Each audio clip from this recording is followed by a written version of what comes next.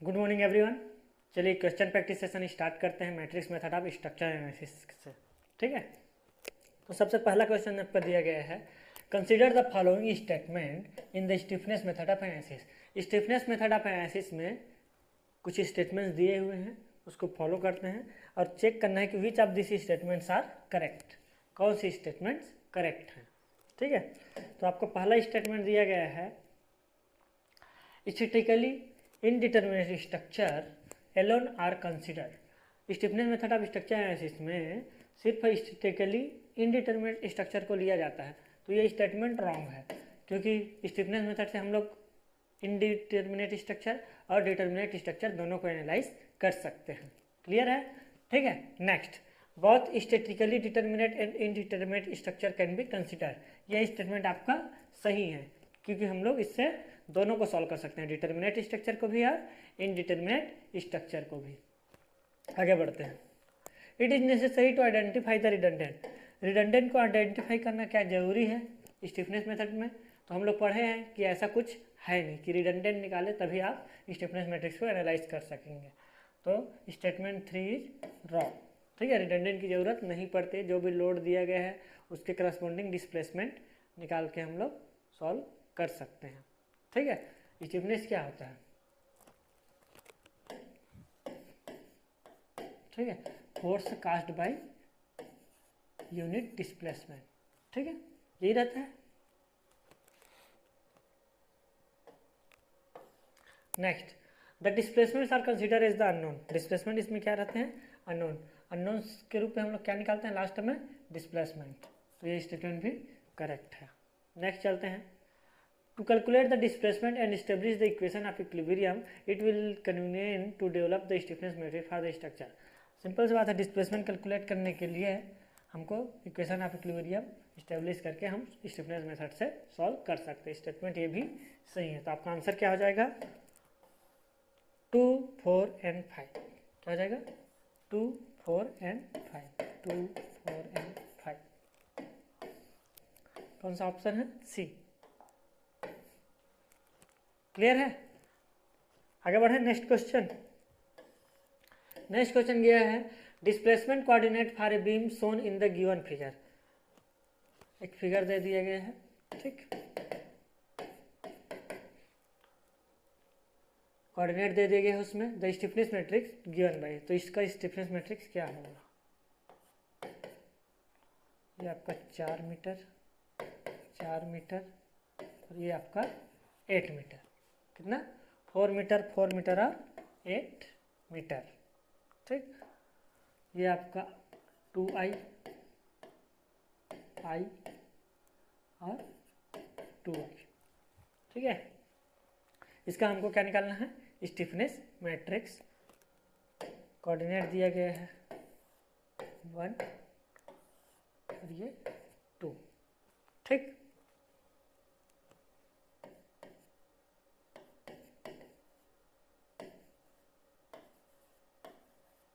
चलिए stiffness matrix निकालते हैं इसका। तो सब दो कोऑर्डिनेट है, तो मैट्रिक्स किस फॉर्म में होगा? 2x2 में। मैट्रिक्स किस फॉर्म में होगा? 2x2 का। ठीक है, K11, K12, K21 और K22। जनरली K12 K21 के बराबर रहता है किसी भी मैट्रिक्स में। क्या रहता है? K12 K21 के बराबर रहता है, चाहे वो स्टिफनेस मैट्रिक्स हो या फ्लेक्सिबिलिटी मैट्रिक्स। ठीक, लेकिन एक्चुअल में ये टर्म होता क्या है? K12 का मतलब क्या है? K12 का मतलब है कि displacement in direction 1 due to, sorry displacement नहीं है, फोर्स है। Force in direction 1 due to unit displacement in direction 2। force in direction 1 due to displacement in direction 2।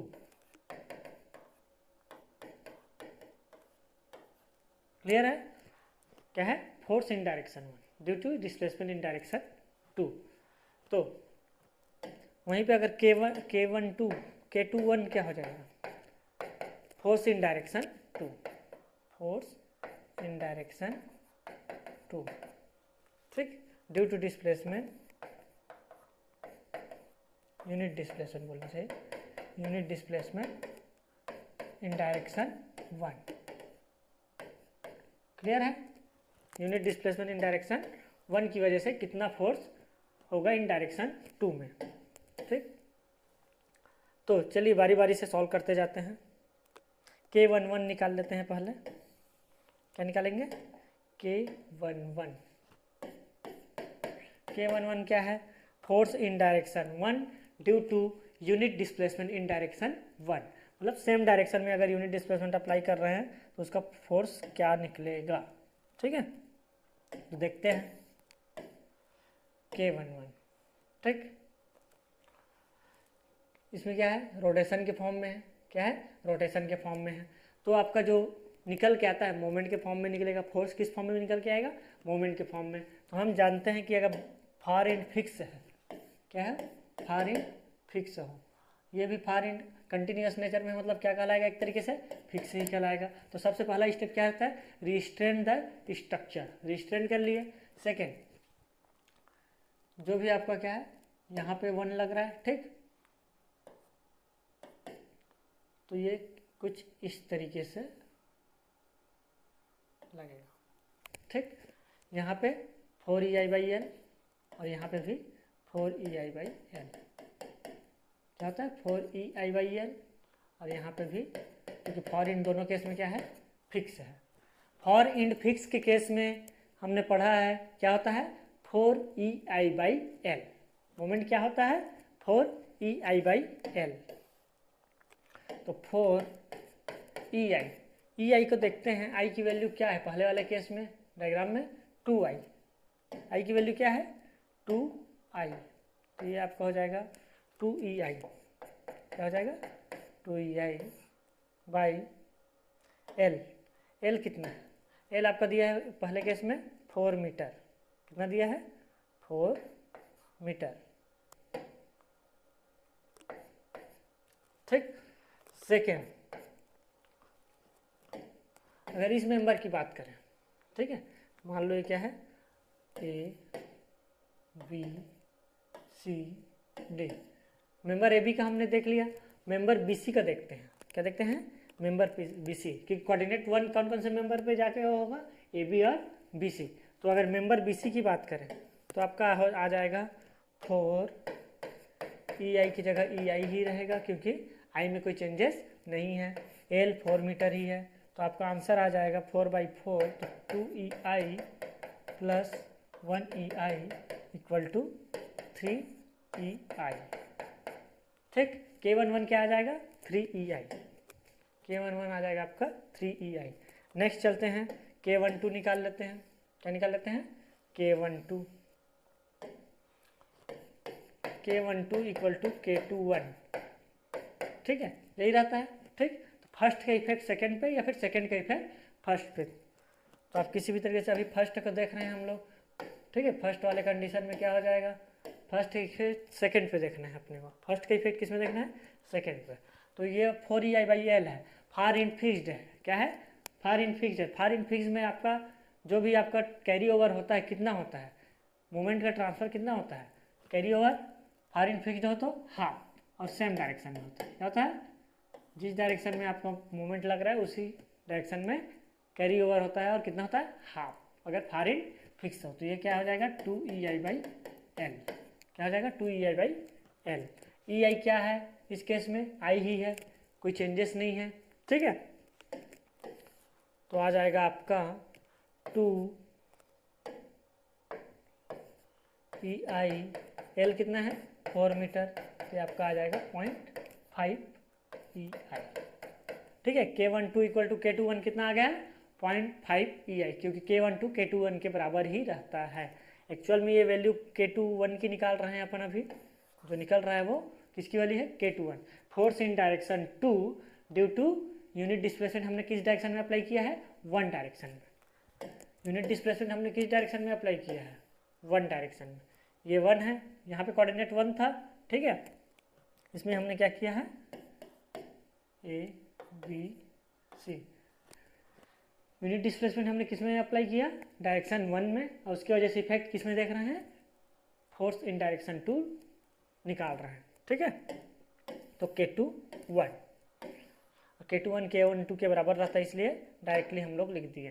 ठीक, नेक्स्ट चलते हैं K22 क्या होता है, force in direction 2 due to unit displacement applied in direction 2। देखते हैं उसको भी किस तरीके से कर सकते हैं। ये आपका बी, सी में है कोऑर्डिनेट 2। ठीक, कोऑर्डिनेट 2 करते हैं तो ये आपका कुछ इस तरीके से आएगा, और इसमें भी फार एंड क्या है, फिक्स ही है, तो यहाँ पे भी 4EI/L ही होगा, और यहाँ पे 4EI/L। ठीक, बस आई का चेंजेस है, क्या है, आई का चेंजेस है। आई का क्या चेंजेस है कि 2I है, CD में क्या है 2I है, तो ये आपका हो जाएगा, ब्रैकेट में डाल देते हैं डायरेक्टली यहीं पे, कि बाद में डाल देते हैं। ठीक है, इन जनरल आपका क्या निकल के आता है, 4EI/L। ठीक, तो वैल्यू पुटअप करते जाते हैं, K22 इक्वल टू, यहाँ क्या है 4EI/L, यहाँ पे आई की वैल्यू क्या है, आई ही है, तो 4EI/L। BC मेंबर में क्या है, आई ही है। ठीक, L कितना है, 4 मीटर ही है। अगर CD मेंबर की बात करें तो हमारे पास क्या है, 4EI की वैल्यू क्या हो जाएगी, 2EI, क्योंकि आई की वैल्यू क्या है 2I। ठीक है, क्लियर है। 2EI क्यों लिए, क्योंकि आई की वैल्यू क्या है, डबल है in case of in member CD। ठीक, नेक्स्ट बढ़ते हैं आगे, डिवाइडेड बाई L कितना है, 8 मीटर है, क्या है 8 मीटर, तो ये आपका आ जाएगा 4/4 1EI, और 8/8 आ जाएगा 1EI। ठीक, तो आपका निकल के आ जाएगा 2EI, क्या आ जाएगा 2EI। तो हमारा एक स्टिफनेस मैट्रिक्स रेडी हो गया। K इक्वल टू K11 कितना निकल के आया था हमारा 3EI, K22 कितना, K21 और K12 की वैल्यू क्या निकल के आएगी, K12 की वैल्यू 0.5EI, और लास्ट में आपका K22 की वैल्यू आया है 2EI। तो स्टिफनेस मैट्रिक्स आपका तैयार हो गया, 3.5 और 2EI। ठीक है, 3.5 और 2EI, तो आंसर आपका हो जाएगा 3.5 और 2EI, आंसर डी। कौन सा हो जाएगा, डी। क्लियर है। अगर आपको मोमेंट डिस्ट्रीब्यूशन मेथड आपने पढ़ा है तो आपके लिए आसान है, क्योंकि उसमें कैरी ओवर जो मोमेंट है, ठीक है, वो किस तरीके से ट्रांसफ़र होते हैं, ठीक है, डिस्ट्रीब्यूशन फैक्टर किस तरीके से अप्लाई किया जाता है, ठीक, वो आपको पता होना चाहिए इस क्वेश्चंस में। आगे बढ़ते हैं।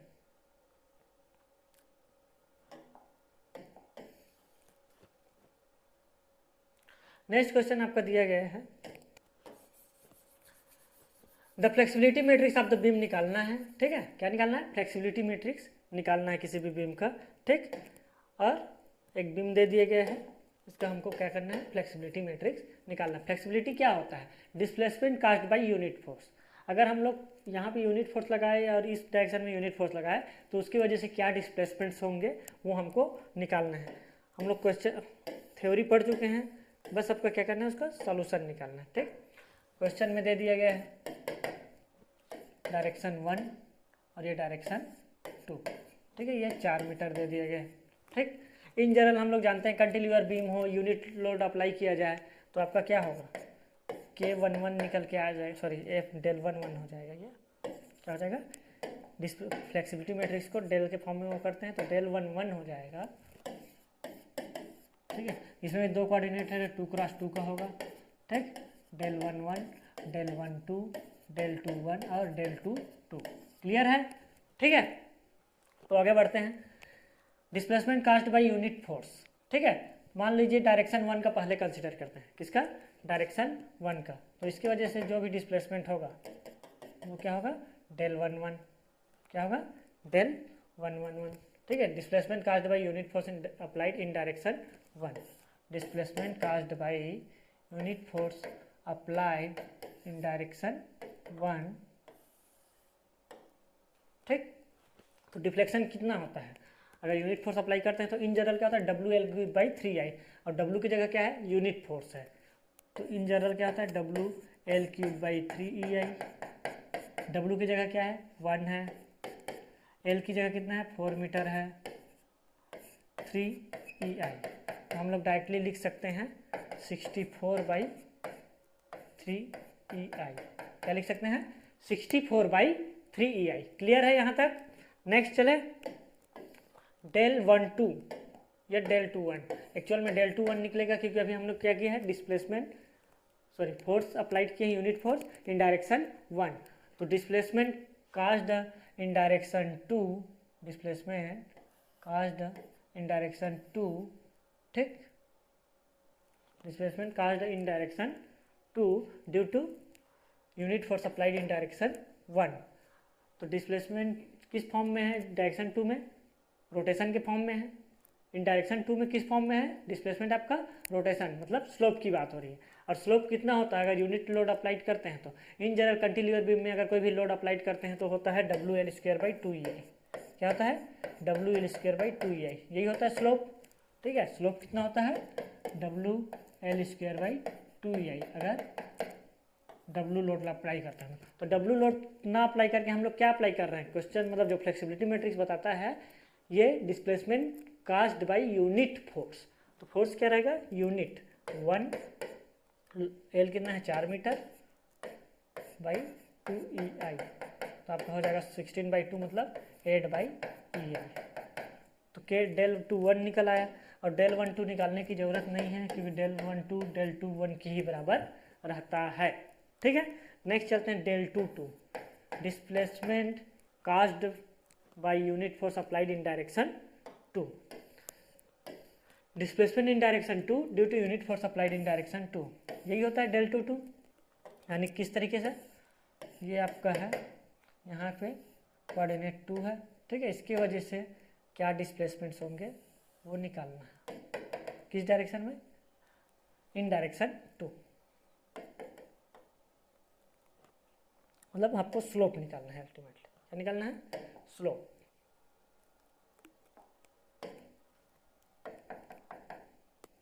ठीक है। क्या निकालना है स्लोप, ये होगा इन रोटेशन के फॉर्म में। तो del22 निकालना है हमको कोऑर्डिनेट 2 की वजह से यूनिट मोमेंट अप्लाई कर दिया जाए। तो इन जनरल अगर मोमेंट रहता है किसी भी कंटिन्यूअर बीम में, क्या रहता है मोमेंट रहता है, ठीक है। तो हमने पढ़ा है कि क्या निकल के आ जाता है स्लोप निकल के आता है area of the M/EI diagram, और वो निकल के आता है M/EI diagram ML/EI into L, यानी कि ML²/EI। क्या निकल के आता है ML²/EI, ये आता है आपका स्लोप के फॉर्म में, ठीक है। स्लोप यही होता है, और मोमेंट होता है ML³/2EI, ठीक। तो मोमेंट की वैल्यू कितनी लेनी है इसमें 1, क्योंकि यूनिट फोर्स अप्लाई कर रहा है, तो 1 यानी कि L²/EI। यही निकाले थे हम लोग लास्ट क्वेश्चन में, ठीक है। तो आपका स्लोप निकल आएगा L²/EI। कंजुगेट मेथड से आप सॉल्व कर सकते हैं इसको, हमने ऑलरेडी आपको बताया हुआ फ्लेक्सिबिलिटी मैट्रिक्स मेथड में, ठीक है, कि इसको कंजुगेट बीम मेथड से सॉल्व करने से क्या आता है L²/EI, ये इसका स्लोप होता है, ये होता है, ठीक। L की वैल्यू कितनी है यहाँ पे 4 मीटर, तो 4 × 4 डिवाइडेड बाई EI, ठीक, 4 × 4 डिवाइडेड बाई EI। सॉरी कुछ गड़बड़ है, ML²/EI ना आता है, आगे क्या आता है ये ML/EI। ML²/EI उसका क्या रहता है 2EI, उसका क्या रहता है L/EI के टर्म में आता है। किस टर्म में आता है L/EI। आप सॉल्व कर सकते हैं, ठीक है। तो ये 4/EI आ जाएगा, 4/EI, ठीक।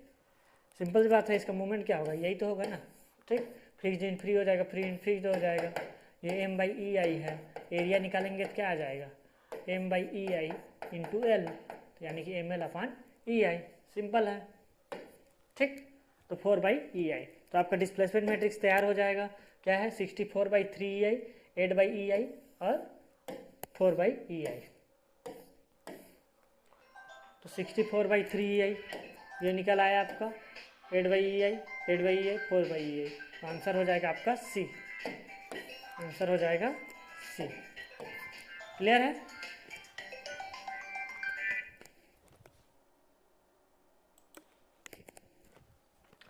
आपका नेक्स्ट क्वेश्चन है, ए मेंबर कोऑर्डिनेट सिस्टम दे दिए गए इस फिगर में, ठीक है। A member coordinate system shown in figure, ठीक। द सिमेट्रिक स्टिफनेस मैट्रिक्स निकालना है अपने को। Obtain for the member A B of length L with flexural rigidity EI दिया है। क्या दिया है? Flexural rigidity EI by using the slope deflection equation. तो स्लोप डिफ्लेक्शन इक्वेशन के तहत हमको क्या निकालना है? स्टिफनेस मैट्रिक्स निकालना है, ठीक है। इसमें जो सिमेट्रिक स्टिफनेस स्क्वायर मैट्रिक्स है उसके फर्स्ट रो ऑफ जो सिमेट्रिक स्टिफनेस स्क्वायर मैट्रिक्स है वो क्या होगा, ठीक है। तो हम जानते हैं कि स्लोप डिफ्लेक्शन इक्वेशन क्या होता है, ठीक। स्लोप डिफ्लेक्शन इक्वेशन क्या होता है? इन जनरल किसी भी मोमेंट को निकालना रहता है MAB, तो क्या रहता है? फिक्स्ड मोमेंट MFAB, ठीक, ऐसे निकालते हैं। Plus 2EI/L into 2θA plus 2θA plus θB minus 3, ठीक है, del/L ये रहता है, ठीक है। डेल, अब डेल क्या होता है? डिफरेंस ऑफ टू डेविएशन या displacement.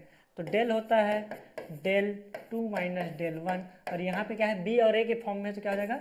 del B minus del A। क्या होगा? del B minus del A, ठीक। तो ओवरऑल इक्वेशन किस फॉर्म में आ जाएगा? MFAB 2EI/L, थीटा ए के टर्म में देखा जाए तो क्या हो जाएगा? 4EI, ठीक है, या 2EIL के टर्म में ही देखा जाए तो आपका आ जाएगा 2EIL 2θA, ठीक, प्लस इसमें आ जाएगा 2EI/L 2 नहीं θB, क्या जाएगा? θB, और अगला टर्म हो जाएगा प्लस माइनस है -3 del B minus del A के टर्म में अगर देखा जाए तो del B/L इंटू 2EI/L, ठीक, माइनस माइनस प्लस हो जाएगा 3 del A/L 2EI/L, यही होगा, ठीक है। तो आपका आंसर क्या आ जाएगा? कौन से टर्म में है पहले चेक कर लेते हैं। 2EI/L कॉमन है, तो हमको सिर्फ ये बताना है मैट्रिक्स में 2, ठीक, 2 1 3 और -3 और 3, 2 1 -3 और 3। मोमेंट के फॉर्म में क्या होगा? रोटेशन के फॉर्म में, रोटेशन के टर्म में क्या है? 2 और 1, और अगर वहीं पे आपका डिफ्लेक्शन के टर्म में देखा जाए तो -3 और 3। तो मोमेंट के टर्म में क्या हो जाएगा?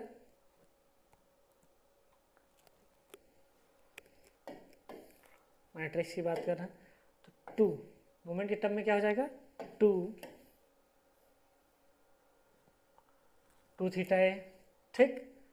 अब डिफ्लेक्शन की बात कर रहे हैं, वो भी ए बी के टर्म में, यानी कि del A की बात हो रही है। del A की टर्म में क्या बोले थे? -3, तो -3 आ जाएगा। सॉरी, कुछ गड़बड़ की है क्या? del B minus del A, del B ज़्यादा है, ठीक, तो del B minus del A होगा, तो -3 del by, तो -3 del B, del B -3 del B -3 del B, del B के टर्म में क्या है? -3 है, और तो B के टर्म में क्या है? B के टर्म में माइनस, D के टर्म में, D के टर्म में, B के टर्म में आपका हो जाएगा -3, और A के टर्म में हो जाएगा +3, और थीटा ए के टर्म, थीटा बी के टर्म में क्या है 1, थीटा बी के टर्म में क्या है 1, तो मोमेंट बी ए क्या हो जाएगा 1, थीटा बी के टर्म में क्या आ जाएगा 1। क्लियर है? यहाँ से 2 थीटा ए के टर्म में क्या था 2, थीटा बी के टर्म में क्या था 1, ठीक। वहीं पे -3 डेल बी था इसलिए -3, और +3 डेल ए बाई एल था तो +3 डेल ए, डेल ए के टर्म में, ठीक। डेल ए की जगह इसमें क्या लिख दिया है डेल ए बी लिखा है, क्या लिखा है del A B, S A B के टर्म में दे दिया है, ठीक। क्लियर है? तो आप स्लोप डिफ्लेक्शन इक्वेशन से निकाल सकते हैं। आंसर क्या आ जाएगा सी, आंसर क्या हो जाएगा आपका सी।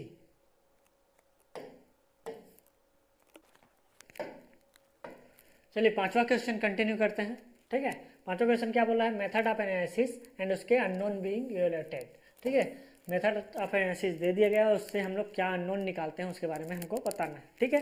फ्लेक्सिबिलिटी मेथड, फ्लेक्सिबिलिटी मेथड से हम लोग क्या निकालते हैं रिडंडेंट फोर्सेस, क्योंकि फोर्सेस क्या रहते हैं अननोन रहते हैं, इनफ्लेक्सिबिलिटी मेथड पढ़ चुके हैं, ठीक।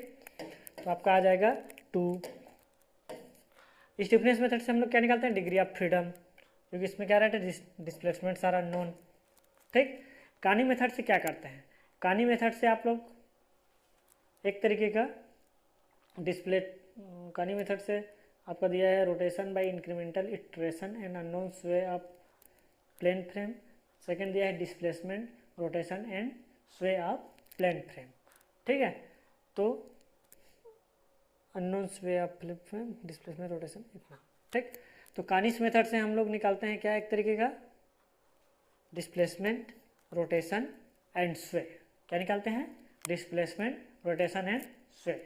और मोमेंट डिस्ट्रीब्यूशन मेथड से रोटेशन बाय इंक्रीमेंटल इटरेशन, मतलब इंक्रीमेंटल इटरेशन करते जाते हैं, उसके बाद निकलता है आपका unknown sway of plane frame. तो आपका आ जाएगा 2 1 4 3, क्या आ जाएगा 2 1 4 3, आंसर क्या आ जाएगा 2 1 4 3। तो 2 1 4 3 option A correct, option A क्या हो जाएगा करेक्ट, 2 1 4 3। नेक्स्ट क्वेश्चन चलते हैं आपका 6th क्वेश्चन। 6th क्वेश्चन में क्या बोला है, इन कानिस मेथड हिंज कॉलम इज, कानी मेथड की बात कर रहे हैं, hinge column replaced by N equivalent column fixed at the base. एक हिंज कॉलम है उसको हमको क्या करना है फिक्स्ड कॉलम से रिप्लेस करना है, ये बोला है fixed at base with length and stiffness एड। तो लेंथ और स्टिफनेस पे क्या फर्क पड़ेगा, ठीक है, लेंथ और कानी मेथड में ना, तो कानी मेथड में लेंथ में कोई भी फर्क नहीं पड़ता, लेंथ में कोई भी फर्क नहीं पड़ता है। तो 1.5 time of the original length wrong, 1.5 time of the original length wrong, ठीक है, twice of the original column length wrong, ठीक। तो ऑप्शन सी सही है, सेम लेंथ, क्या होगा सेम लेंथ। कानी मेथड में लेंथ पे कोई फर्क नहीं पड़ता, हाँ स्टिफनेस पे फर्क पड़ता है। स्टिफनेस क्या हो जाता है जैसे ही फिक्स्ड करते हैं, ठीक है, तो जो भी आपका क्या बोले equivalent column fix with length and stiffness, तो स्टिफनेस क्या होता है बढ़ जाता है, क्या हो जाता है बढ़ जाता है, ठीक है।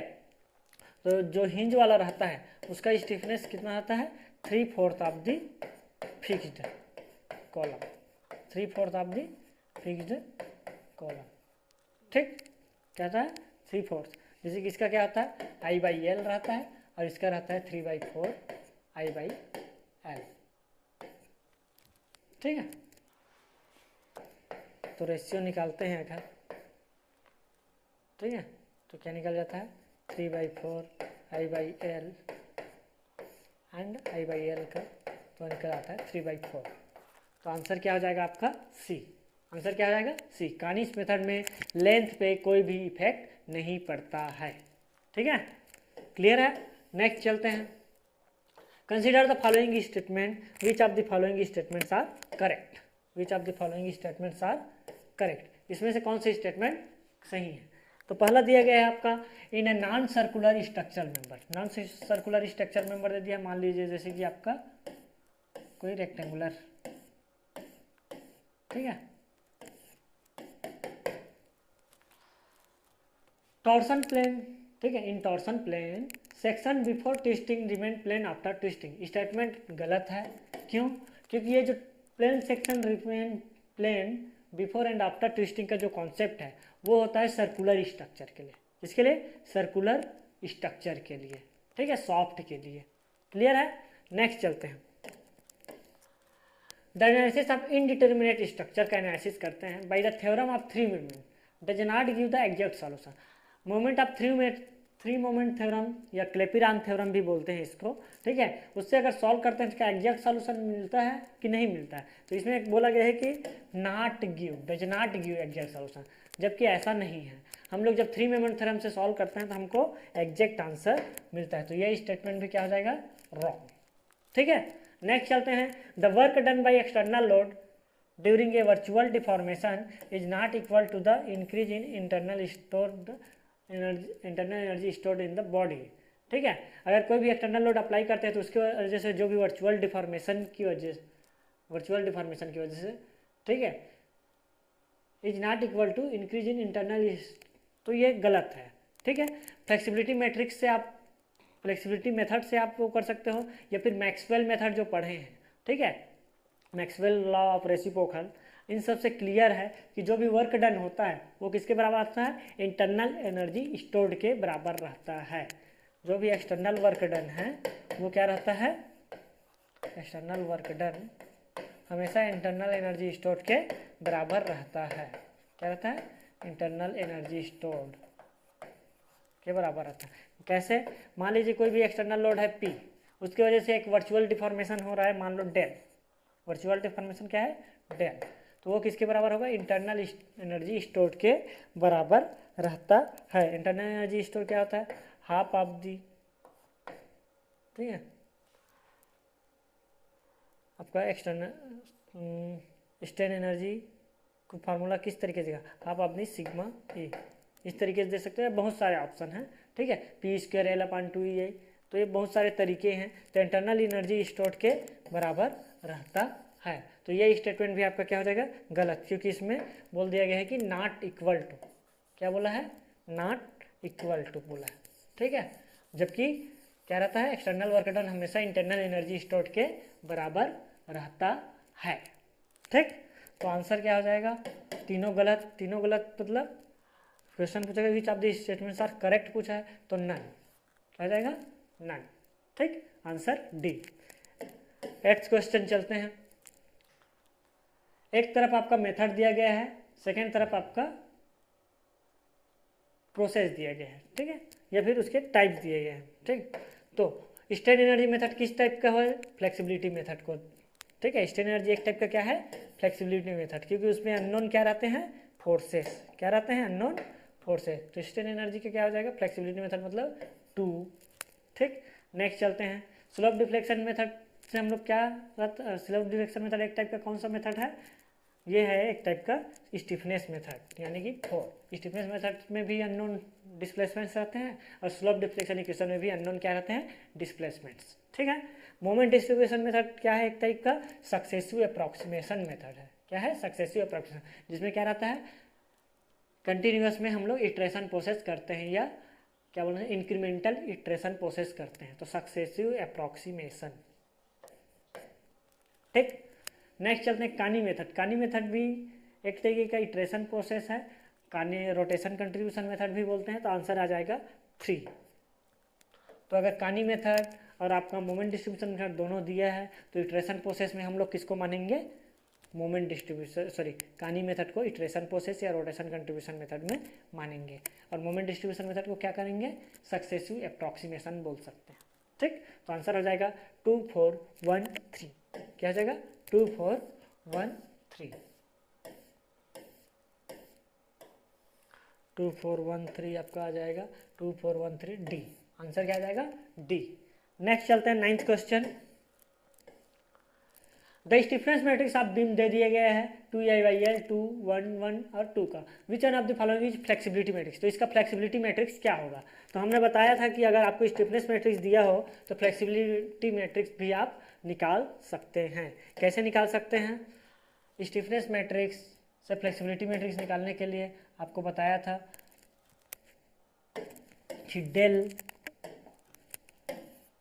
इक्वल टू के इनवर्स। जस्ट क्या रहता है, उसका इनवर्स निकालना रहता है। स्टिफनेस मैट्रिक्स का क्या निकालना रहता है, इनवर्स।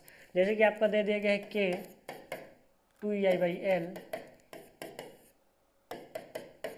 एल की जगह, ठीक है, और 2 1 1 और 2, ठीक है।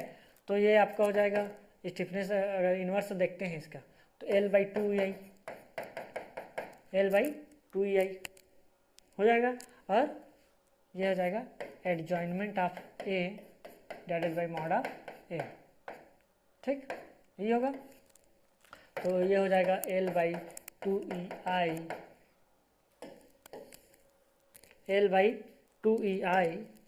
एडजॉइनमेंट क्या हो जाएगा उसका, अगर निकाला जाए मैट्रिक्स ए का। मान लीजिए मैट्रिक्स क्या है, ए है, ठीक है, मैट्रिक्स ए। तो इसका एडजॉइनमेंट निकालते हैं अगर आप, तो निकल आएगा 2 का 2 इस 2 का 2, ठीक। यहाँ का देखें 1 का 1 आएगा, लेकिन -1 की पावर 1 + 2 होता है i + j, तो माइनस के टर्म में आ जाएगा, तो -1।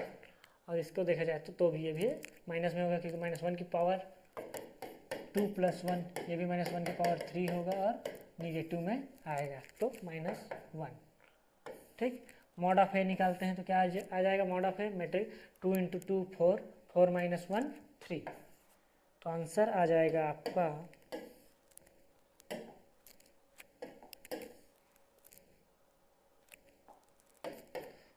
L/6EI 2 × 3 6 2 -1 -1 और 2, ठीक है। क्या आ जाएगा आंसर, L/6EI 2 2 -1 -1। तो आंसर आ जाएगा बी।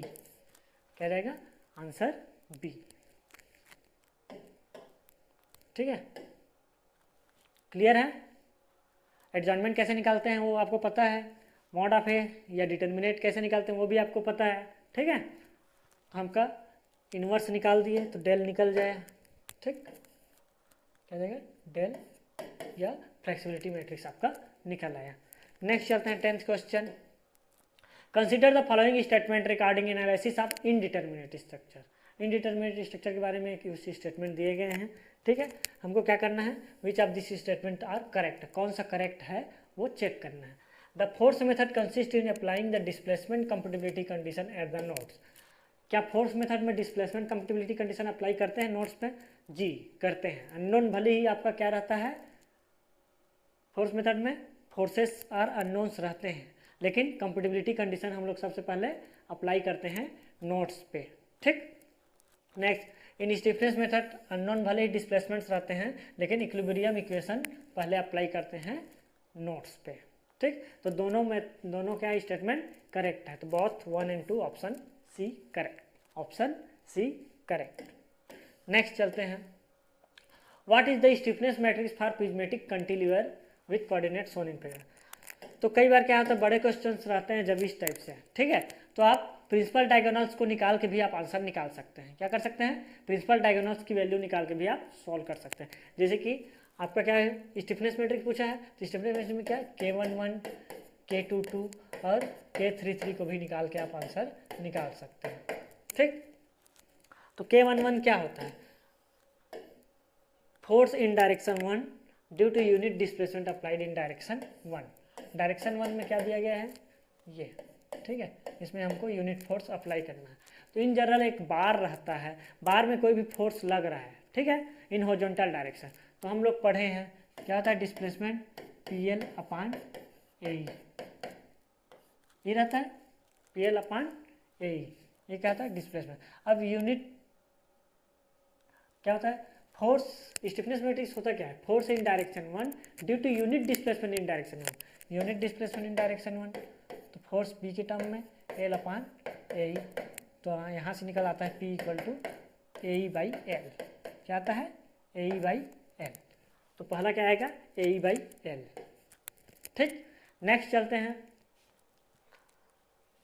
ये तो K11 हो गया AE/L। K22 निकालते हैं, क्या निकालते हैं K22 कौन सा है, रोटेशन फॉर्म में है। तो रोटेशन फॉर्म में अगर रोटेट करते हैं तो क्या होगा, फार इन फिक्स्ड है, तो फार इनफिक्स्ड है तो क्या आता है 4EI/L, क्या आता है 4EI/L, यही रहता है। ठीक है, क्या आता है 4EI/L, फोर्स के फॉर्म में क्या आता है 4EI/L। तो आंसर आ जाएगा आपका ये। ठीक, इसमें 0 है तो ये गलत, ये सही, ये सही। ठीक, लेकिन इसमें 4 है तो सही है, लेकिन ये गलत ही हो चुका है तो ये वाला तो गलत ही हो जाएगा। ठीक है, ये सही सही था, 0 था इसलिए गलत हो गया। नेक्स्ट में चलते हैं, ये यहाँ पे क्या 4EI/L है क्या, नहीं है तो ये गलत हो जाएगा। यहाँ पे 4EI/L है क्या, नहीं है, ये भी गलत। तो आंसर क्या आ जाएगा आपका ए। 2 ही सॉल्व करने से आपका आंसर निकल के आ गया आपका स्टिफनेस मैट्रिक्स। तीसरा, अगर K33 निकालना भी रहा तो किस तरीके से निकालते हैं, डिस्प्लेसमेंट इन डायरेक्शन 3, ऊपर की ओर। ठीक, तो इस तरीके से लिखते हैं इसको 6EI/L, यूनिट डिस्प्लेसमेंट है तो 6EI/L, यूनिट डिस्प्लेसमेंट है तो क्या हो जाएगा 6EI/L, मोमेंट के फॉर्म में अगर देखा जाए तो। ठीक, और यहाँ पे भी आपको निकल आएगा 6EI/L, क्या निकल आएगा 6EI/L। ठीक, रिएक्शन के फॉर्म में देखा जाए तो रिएक्शन के फॉर्म में क्या आएगा आपका, यहाँ पे आ जाएगा अपोजिट डायरेक्शन में, जो भी जिस डायरेक्शन में जा रहे हैं उसके अपोजिट 12EI/L², क्या जाता है 12EI, सॉरी एक गड़बड़ है, यहाँ पे 6EI/L² रहता है, 6EI/L² रहता है, तो ये आपका आंसर आ जाएगा रिएक्शन के फॉर्म में 12EI/L³, क्या आ जाएगा 12EI/L³। मोमेंट डिस्ट्रीब्यूशन मेथड में ऑलरेडी हम लोग पढ़ चुके हैं। ठीक है, क्या होता है रिएक्शन निकालेंगे तो किस तरीके से होगा, RA जैसे कि निकालना है। ठीक है, RA इक्वल टू क्या होगा, यहाँ पे जो भी आपका रिएक्शन होगा जस्ट अपोजिट होगा। ठीक है, RA equal to RB equal to क्या होगा मोमेंट डिवाइडेड बाई L, तो दोनों मोमेंट क्या है सेम डायरेक्शन में है, क्लॉकवाइज, ये भी क्लॉकवाइज, तो 12EI/L²/L, M/L होता है, तो ये आपका आ जाता है 12EI/L³, क्या जाता है 12EI/L³, तो आंसर ए करेक्ट। ठीक है, तो सिर्फ डायगोनल प्रिंसिपल्स के जो वैल्यूज हैं K11, K1, K22, K33, ये निकाल के भी आप आंसर निकाल सकते हैं। नेक्स्ट चलें, 12th क्वेश्चन, 11th क्वेश्चन हो गया आपका। ठीक है, 12th क्वेश्चन में चलते हैं।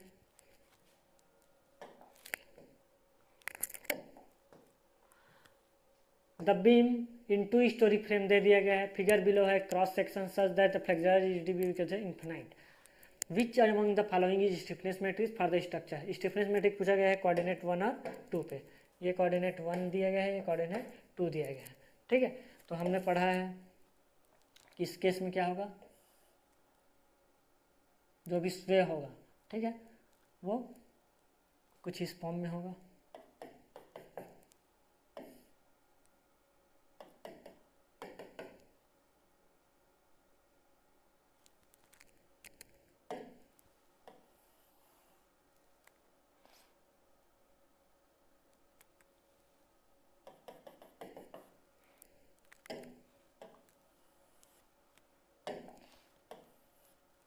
ठीक है, तो कितना होता है ये, अगर हॉरिजॉन्टल लो कर रहे हैं तो ठीक डिस्प्लेसमेंट, तो आपको बताया था कि अगर कोई भी लोड लग रहा है तो क्या रहता है इस डायरेक्शन में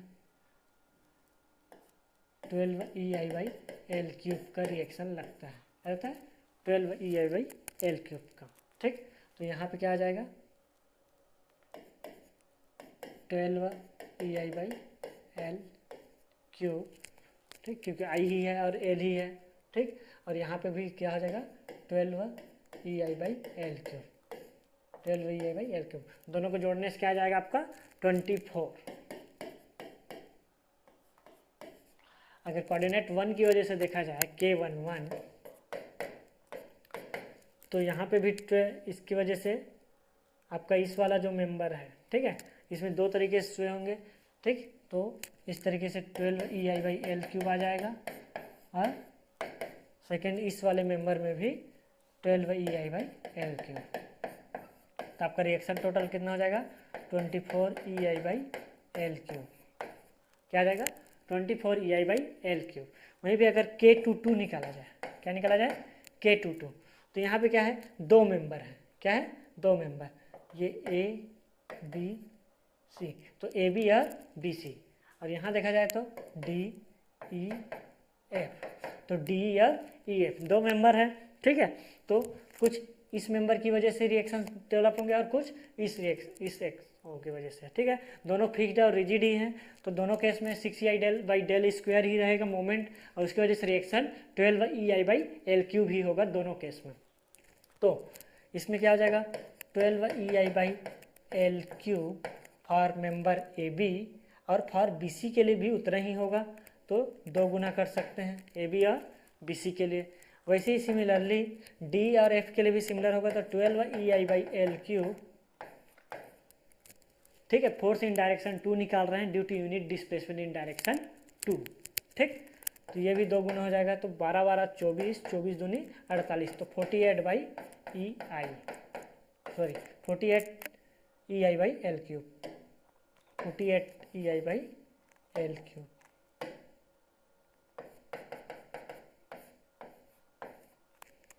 ठीक, तो आपका आंसर हो जाएगा 24 और 48 प्रिंसिपल डायगोनल में। 24 × 1 24, 24 × 2 48, बाकी सब में है क्या? 1 and 1 है तो रॉन्ग, 1 and 1 है तो रॉन्ग, 2 and 2 है तो भी रॉन्ग। आंसर क्या आ जाएगा? ए। आंसर क्या आ जाएगा? ए। 24EI/L³ और 48EI/L³। नेक्स्ट क्वेश्चन चले। एक फ्लेक्सिबल डिफॉर्मेशन दे दिया गया है, which of the stiffness matrix, stiffness matrix फिर से पूछा गया है डायग्राम के लिए, ठीक है। क्या पूछा गया है? Stiffness matrix. तो क्या होगा? कोऑर्डिनेट 1 और कोऑर्डिनेट 2 में। तो कोऑर्डिनेट 1 जो है रोटेशन के फॉर्म में है, तो दोनों को इफेक्ट करेगा, इस मेंबर को भी और इस मेंबर को भी। मान लो ये ए है, बी है, सी है और डी है, तो कोऑर्डिनेट 1 किसको किसको इफेक्ट करेगा? ए बी और बी सी को, ए बी और बी सी को। और रिजिड है तो इक्वल ही होगा। और क्या होता है? फॉर इन फिक्स रहता है तो 4EI/L क्या रहता है? 4EI/L। L कितना है पहले केस में? 4 मीटर। सेकंड केस में 4EI कितना है? 3EI है। क्या है? 3EI है। 4 × 3EI डिवाइडेड बाई L कितना है? 6 मीटर। क्या है? 6 मीटर।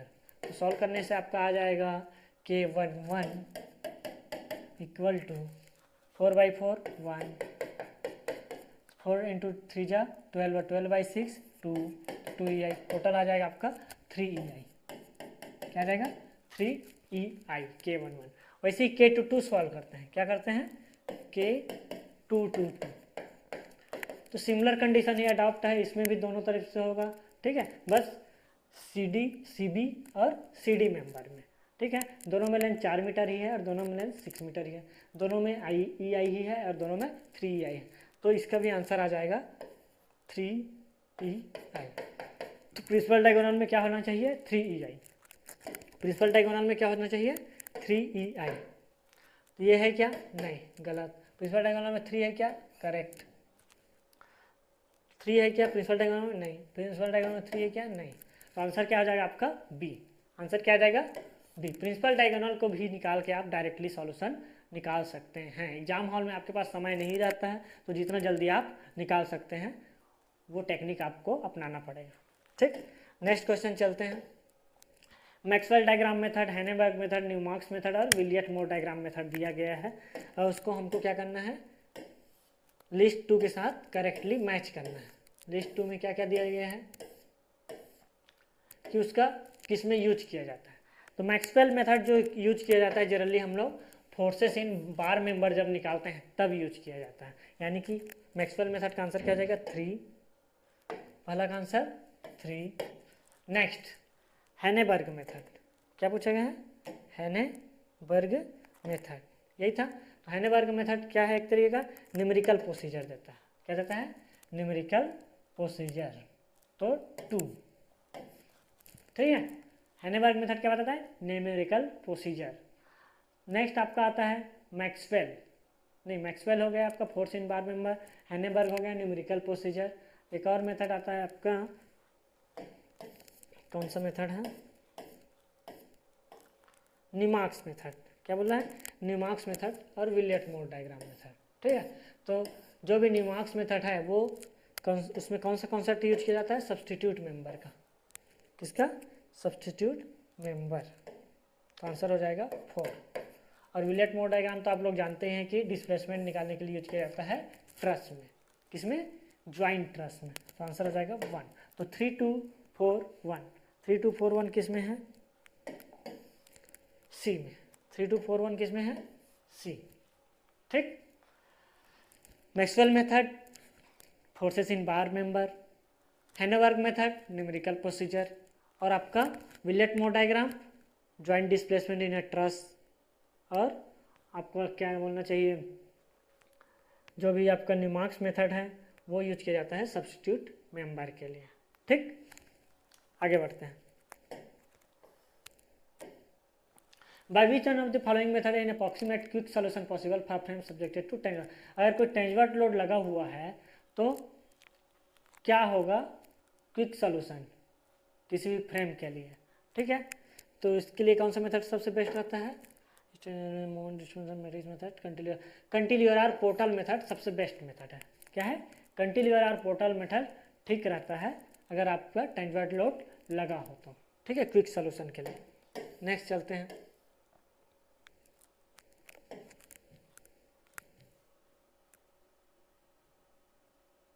मेथड्स दे दिए हैं और डायग्राम के माध्यम से बताना है कि कौन सा मेथड किस में एप्लीकेबल होगा, कौन सा मेथड किस में एप्लीकेबल।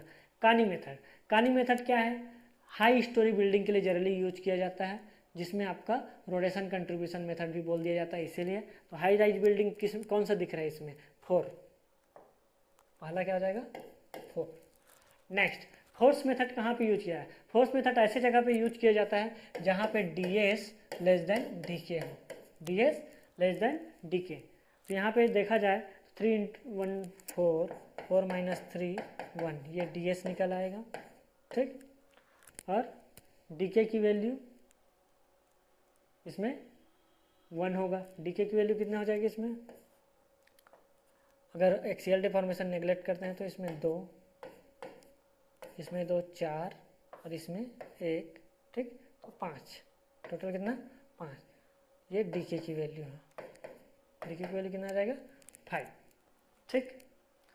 तो देखा जाए तो ये क्या हो जाएगा 5, तो ds क्या है कम है, तो आंसर 3 क्या हो जाएगा 3। फोर्स मेथड 3 में अप्लाई किया जा सकता है, किस में अप्लाई किया जाता है, 3 नंबर पे अप्लाई कर सकते हैं, ठीक।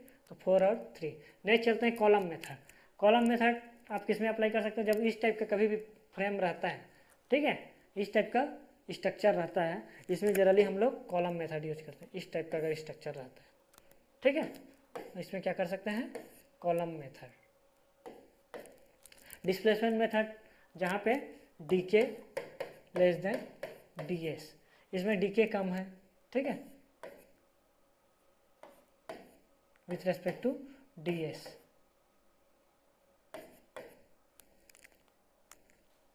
इन जनरल अगर निकालेंगे तो क्या आ जाएगा, अगर हॉरिजॉन्टल एंड वर्टिकल दोनों लग रहे हो तो 3 3 3 9 9 होगा, 9 माइनस, अगर एक्सियल डिफॉर्मेशन नेगलेक्ट करते हैं तो कितने मेंबर है, 1 2 3 4 5, तो 4। डीके की वैल्यू कितना निकल आएगा 4। वहीं पे अगर ds निकालते हैं इसका तो निकल आएगा 3 × 3 यानी कि 9, कितना आ जाएगा 9, ds निकल आएगा 9 - 3 = 6। दोनों में वैल्यू किसकी कम है, डीके की वैल्यू कम है in case of structure 2। Structure 2 के केस में ds की वैल्यू क्या है, ज़्यादा है और डीके की वैल्यू कम है, तो इसमें हम लोग कौन सा मेथड यूज कर सकते हैं, डिस्प्लेसमेंट मेथड, ठीक है। क्लियर है, तो आंसर क्या हो जाएगा 4 3 1 2 बी। आंसर क्या आ जाएगा 4312 बी।